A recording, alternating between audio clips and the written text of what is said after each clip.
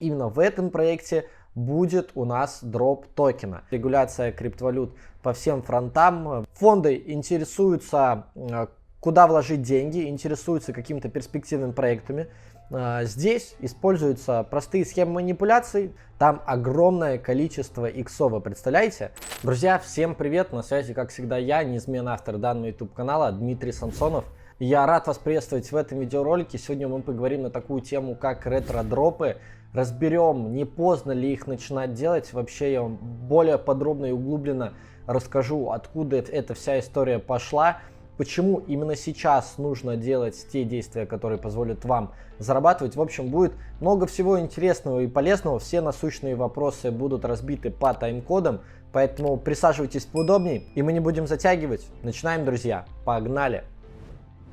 Итак, друзья, что же такое ретро-дропы? Ретро-дропы, ретроспективные активности — это те параметры активностей ончейн, либо каких-либо других, которые под собой предполагают награду за их выполнение.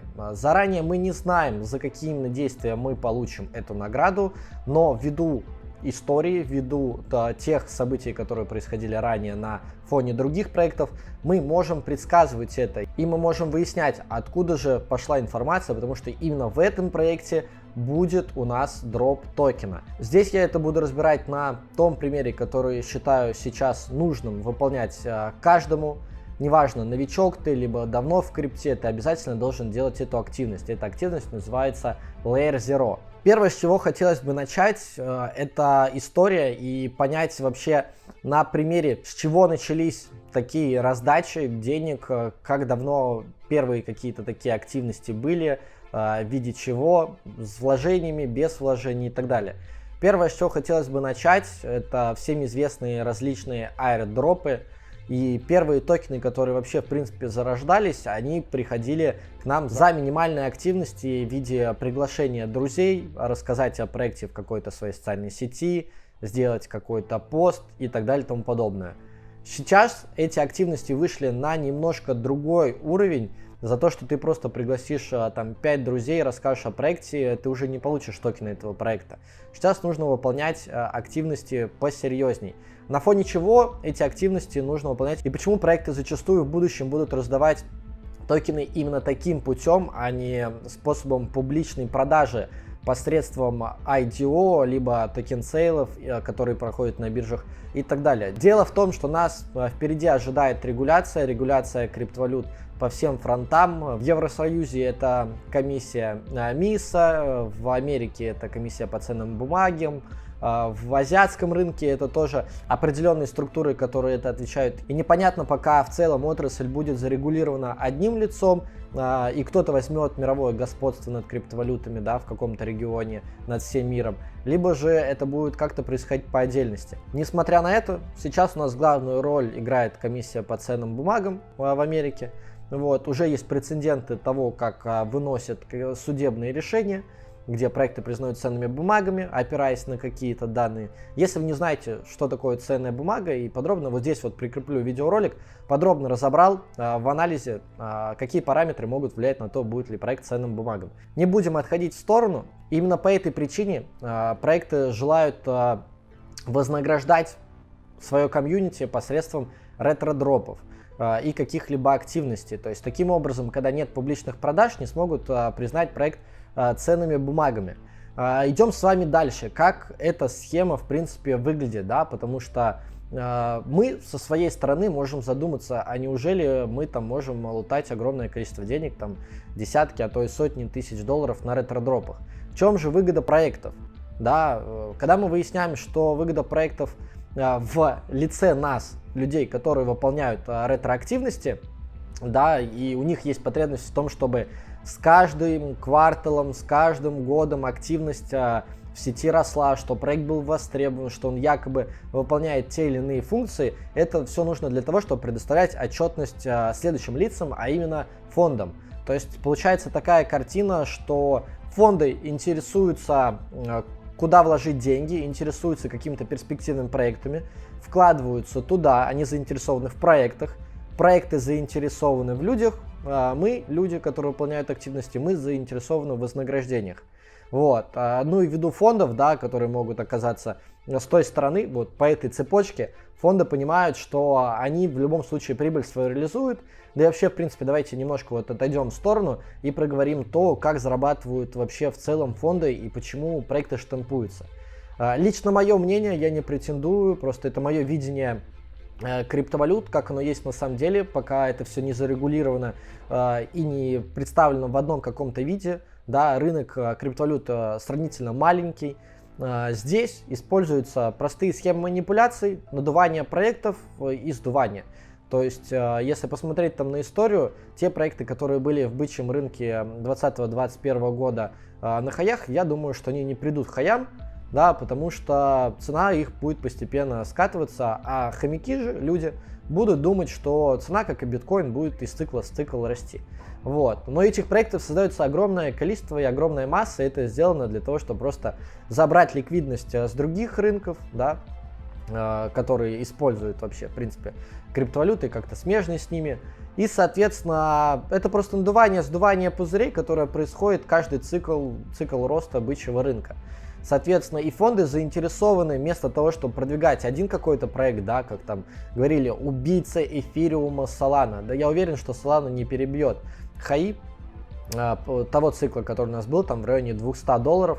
Там фонды покупали проект по 3 цента. На пике цена была $200.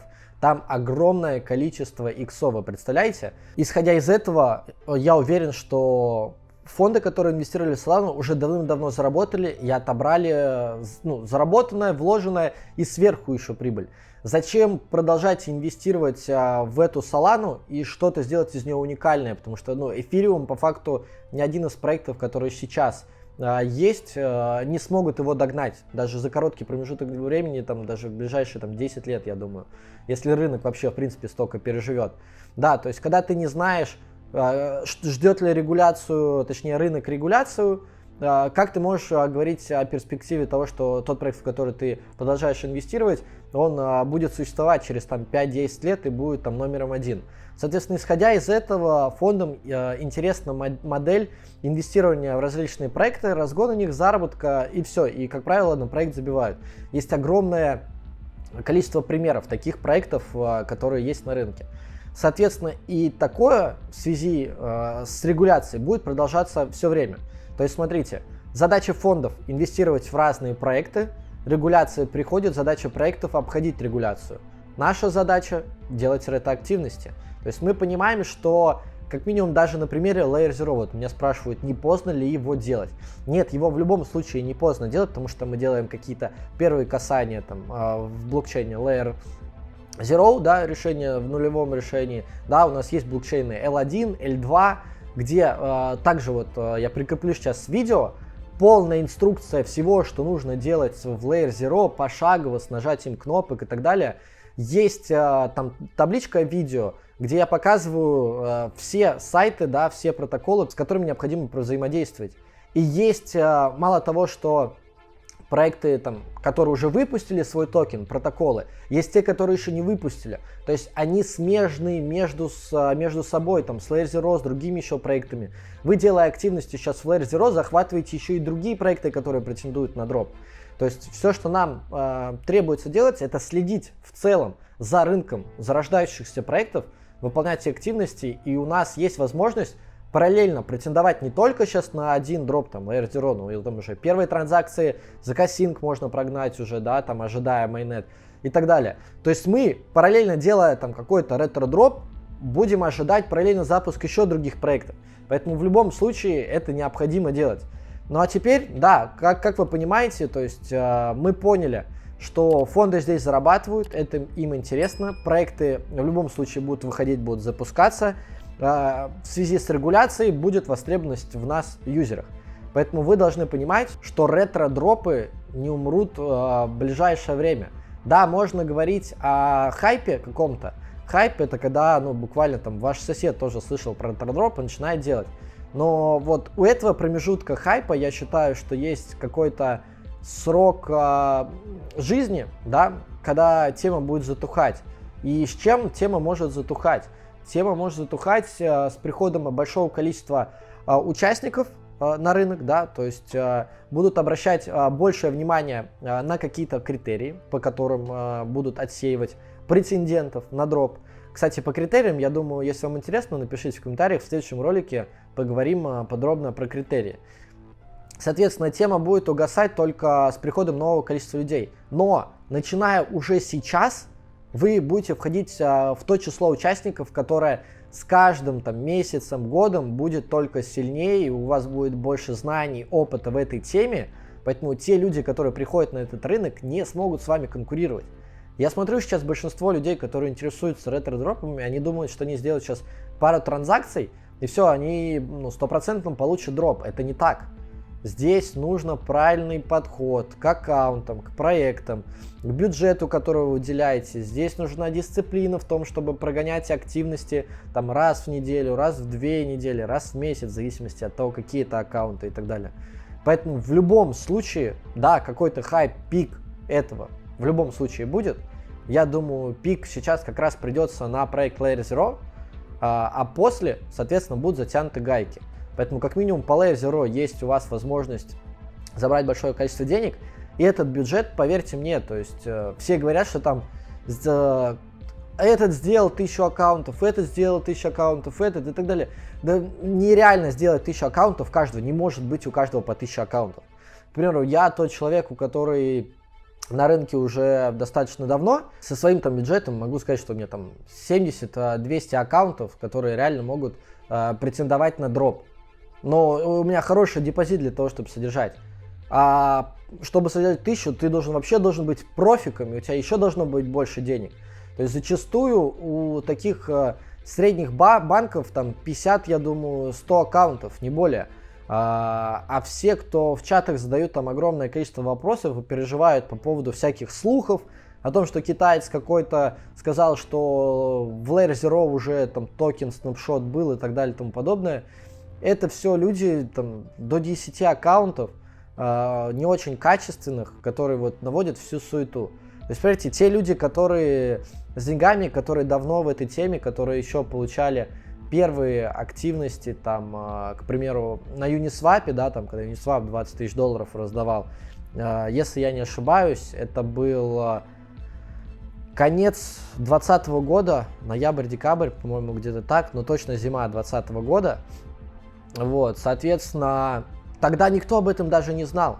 То есть для всех было привычно делать ретвиты в Твиттере и так далее и тому подобное. Сейчас это все вышло на другой уровень, и вышло на другой уровень с тех пор, как начало развиваться NFT по Discord и так далее и тому подобное.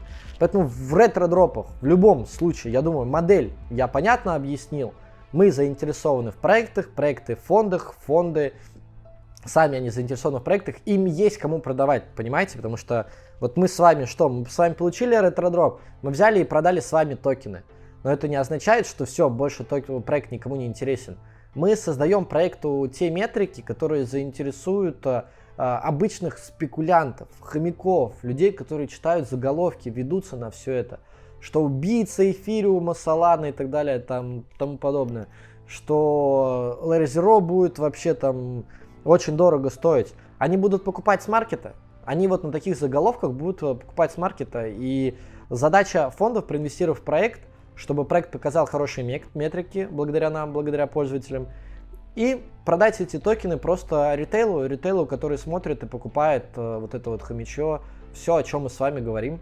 Поэтому наша задача сейчас выполнять активности, зарабатывать и реинвестировать нашу прибыль в другие активности, потому что параллельно сейчас мы можем выполнять активности на тех протоколах, у которых нет еще своего токена, и скорее всего мы не выполняем, как я уже сказал, не только Layer Zero, но и другие активности, и мы будем продавать на другие дропы.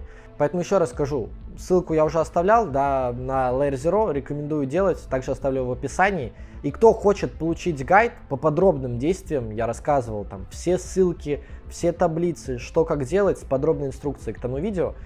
Присоединяйтесь в телеграм-канал, пишите мне в личные сообщения, пришлю всю информацию подробную, ну и в чат присоединяйтесь тоже, там все вопросы всегда отвечу, подскажу, что как делать.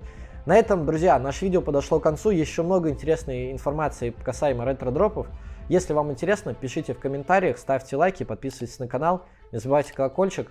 Ну и до новых встреч. Благодарю за просмотр. Пока-пока.